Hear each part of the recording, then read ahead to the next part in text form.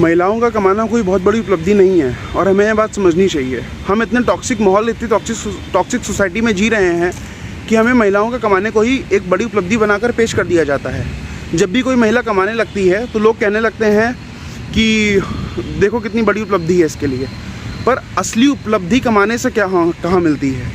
क्या कमाना तो कोई भी इंसान कर सकता है, कमाने का जेंडर से लेना देना है ही नहीं। बेसिक जो चीज़ है, शायद सवाल कमाने का नहीं, सवाल आज़ादी का है। क्या स्त्रियां भी उतनी आज़ाद हैं जितने पुरुष हैं?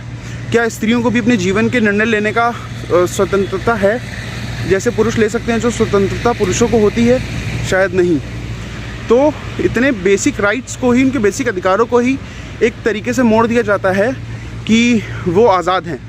असल आज़ादी, असल उपलब्धि स्त्रियों का कमाना नहीं है। इतने टॉक्सिक माहौल, इतने रूढ़िवादिता में अभी तक रखा गया है स्त्रियों को कि उनका कमाना ही बहुत बड़ी उपलब्धि लगने लगा है। पर शायद कमाना उनकी बहुत बड़ी कोई उपलब्धि नहीं है। कमाना एक बेसिक चीज़ है।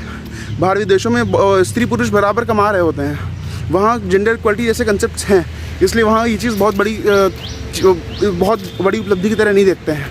असल उपलब्धि, असल आज़ादी वो होगी जिस दिन स्त्रियाँ भी अपने निर्णय खुद ले सकेंगी, पुरुष उन पे अधिकार जमा के उनको निर्णय नहीं दिलाएंगे, उन पे कोई समाज का प्रेशर नहीं होगा जिससे उनके फैसले बदल जाएं स्त्रियों के। अक्सर स्त्रियां अपने फैसले समाज के नियमों के अनुसार बदल देती हैं, क्योंकि एक पुरुष प्रधान समाज में जब जी रहे होते हैं, इसलिए स्त्रियों के अधिकारों का हनन होता आया है और इसलिए उनके कमाने को बहुत बड़ी उपलब्धि माना जाता है।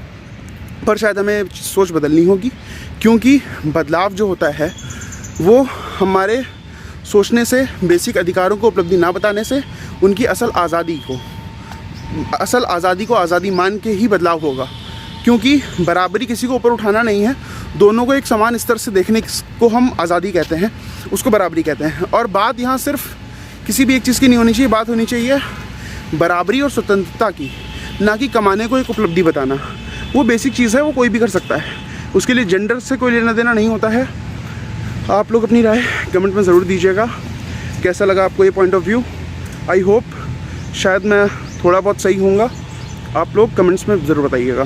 Thank you.